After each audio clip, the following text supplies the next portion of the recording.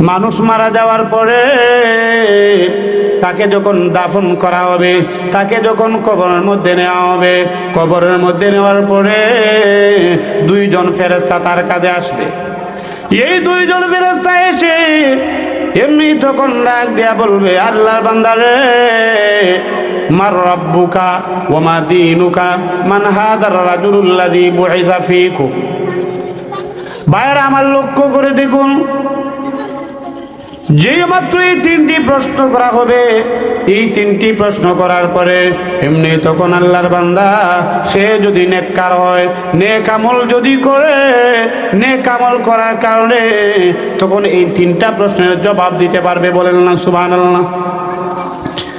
ওই বাংলা যদি নেককার হয়, নেককার হওয়ার কারণে তখন ডাক দিয়া বলবে, এমনি তখন প্রথম প্রশ্নের জবাবে বলবে, রব্বি আল্লাহ, আমার রব হলেন আল্লাহ। দুই নম্বর প্রশ্ন যখন করবে, ওমা দীনুকা, তোমার দিন কি ছিল? দুই নম্বর প্রশ্নের জবাবে বলবে, দিন আল ইসলাম, আমার দিন ছিল ইসলাম। আর তিন নম্বর প্রশ্নের জবাবে, তিন নম্বর প্রশ্ন যখন বিশ্ব নবী রাহমাতুল লিল আলামিনকে দেখায়া বলা হবে, এই ব্যক্তি সম্পর্কে তোমার ধারণা কি? মান হাদার রাজুলুল্লাযী বুইসা ফীকুম। ও আল্লাহর বান্দা, তোমাদের কাছে যিনিকে প্রেরণ করা হয়েছিল, এই ব্যক্তি সম্পর্কে তোমার ধারণা কি? এমনি তখন ডাক দিয়া বলবে, এমনি তখন ডাক দিয়া বলবে, হাযা সাইয়্যিদুনা মুহাম্মাদুর রাসূলুল্লাহ। এমনি তখন ডাক দিয়া বলবে, ফেরেশতারা, এই ব্যক্তি হলেন আমাদের পয়গম্বর, আমাদের নেতা, বিশ্ব নবী রাহমাতুল লিল আলামিন মুহাম্মাদুর রাসূলুল্লাহ। দূরে বলেন না সুবহানাল্লাহ।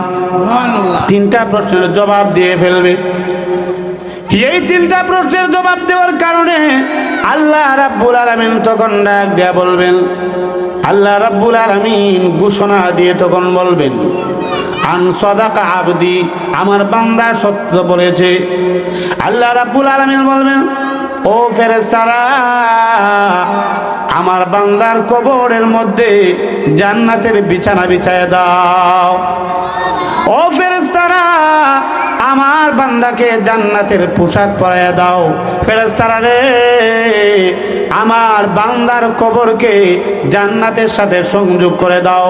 লক্ষ্য করে দেখেন, আল্লাহর নবী বিশ্ব নবী রাহমাতুল লিল আলামিন বলেছেন, চোখের দৃষ্টি যত দূর যায় তত দূর পর্যন্ত মহান আল্লাহ এই কবরকে তখন প্রশস্ত করে দিবেন। আর একটু জোরে বলেন না সুবহানাল্লাহ। বাইরে আমার লক্ষ্য করে দেখুন, এই কবরকে প্রশস্ত করে দেওয়া হবে। কবরটা তখন জান্নাতের বাগান হয়ে যাবে। কবর তখন জান্নাতের বাগান হয়ে যাবে। কবরটা প্রশস্ত করে দেওয়া হবে। চোখের দৃষ্টি যত দূর যায় তত দূর পর্যন্ত এই কবরকে প্রশস্ত করে দেওয়া হবে। জান্নাতের দরজা তখন খোলা হবে। লক্ষ্য করে দেখেন, এই মুহূর্তের মধ্যে তখন ডাক দেয়া বলা হবে, ও আল্লাহর বান্দা, আল্লাহর বান্দা রে, তুমি ঘুমাও। তোমাকে কিয়ামত যখন কায়েম করা হবে, কিয়ামত কায়েম করার আগ পর্যন্ত তুমি ঘুমাইতে থাকো, শান্তিতে তুমি ঘুমাইতে থাকো। বলেন না সুবহানাল্লাহ। লক্ষ্য করে দেখো, পক্ষান্তরে কোনো ব্যক্তি যদি নেককার না হয়, সে যদি গুনাহগার হয়, সে যদি বদকার হয়, বান্দা যদি গুনাহগার হয়, তাহলে ওই সময় সে উত্তর দিতে পারবে না। হাদিস শরীফের মধ্যে আসছে, সে কি জবাব দেবে?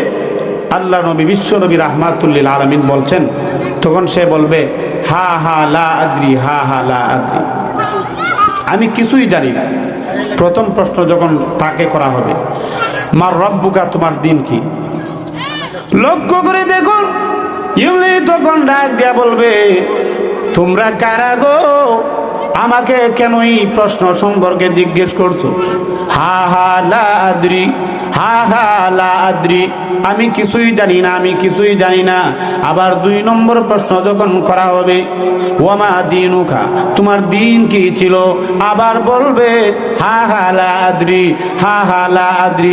3 নম্বর প্রশ্ন যখন করা হবে, মান হাযার রাজুলুল্লাযী বুইসা ফীকুম, আল্লাহর নবী, বিশ্ব নবী রাহমাতুল লিল আলামিনকে দেখায়া বলা হবে, এই ব্যক্তি সম্পর্কে তোমার কি ধারণা? যে লোককে তোমাদের কাছে প্রেরণ করা হয়েছিল, এই লোক সম্পর্কে তোমার কি ধারণা?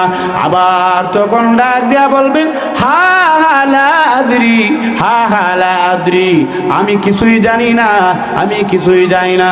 লক্ষ্য করে দেখুন, এই মুহূর্তের মধ্যে আল্লাহ রাব্বুল আলামিন ঘোষণা দিয়ে তখন ডাক দিয়া বলবেন, আন কাযাবা আবদি, আন কাযাবা আবদি, আমার বান্দা মিথ্যা বলেছে, আমার বান্দা মিথ্যা বলেছে। আল্লাহ রাব্বুল আলামিন ঘোষণা দিয়ে তখন ডাক দিয়া বলবেন, ফেরেশতারা রে, আমার বান্দাকে জাহান্নামের পোশাক পরাইয়া দাও, আমার বান্দার কবরকে তোমরা, আমার বান্দার কবরের মধ্যে তোমরা জাহান্নামের আগুন দিয়ে দাও। ও আল্লাহর বান্দারা, এই মুহূর্তে বলা হবে, ফেরেশতারা, আমার বান্দাকে তোমরা এমন অবস্থা করো, তার কবরটাকে জাহান্নামের সাথে সংযোগ করে দাও। বলেন না নাউযুবিল্লাহ, আরো জোরে বলেন না নাউযুবিল্লাহ। লক্ষ্য করে দেখো, হাজার হাজার বছর চলে যাবে, এই কবরের মধ্যে হাজার হাজার বছর থাকবে। আল্লাহর বান্দারা রে, কিভাবে আমরা এই কবরের মধ্যে ঘুমাবো?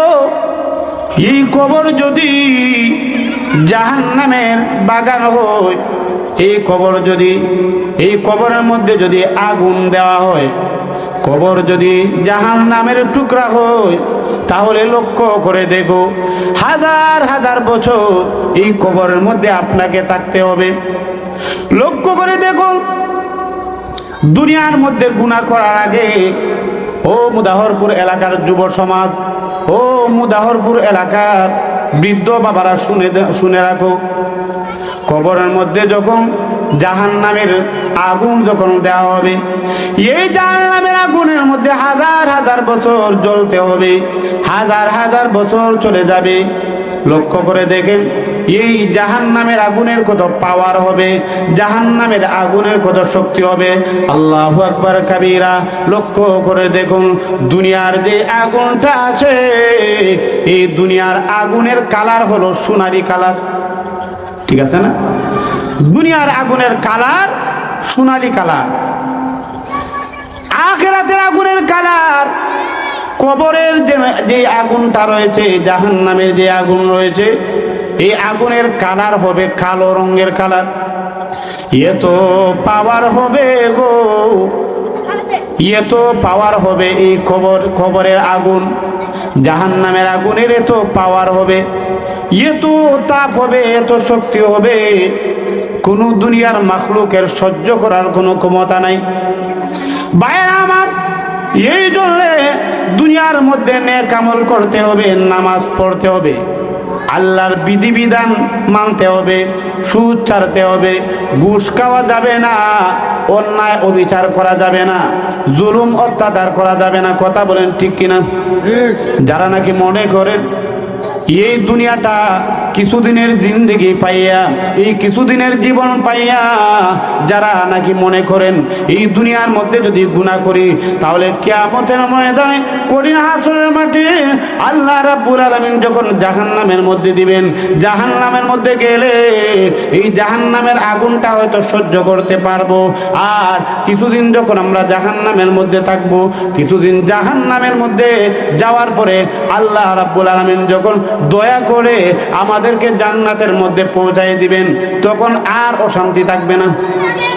কিন্তু দেখেন, দুনিয়ার তুলনায় আখিরাতের যে আগুন রয়েছে, আখিরাতের যে দিনগুলো রয়েছে, আখিরাতের যে দিনগুলো রয়েছে, আখিরাতের আধা দিন, আখিরাতের অর্ধদিন, আখিরাতের অর্ধদিন, আর দুনিয়ার হলো 500 বছর। কত বছর বলি? 500 বছর।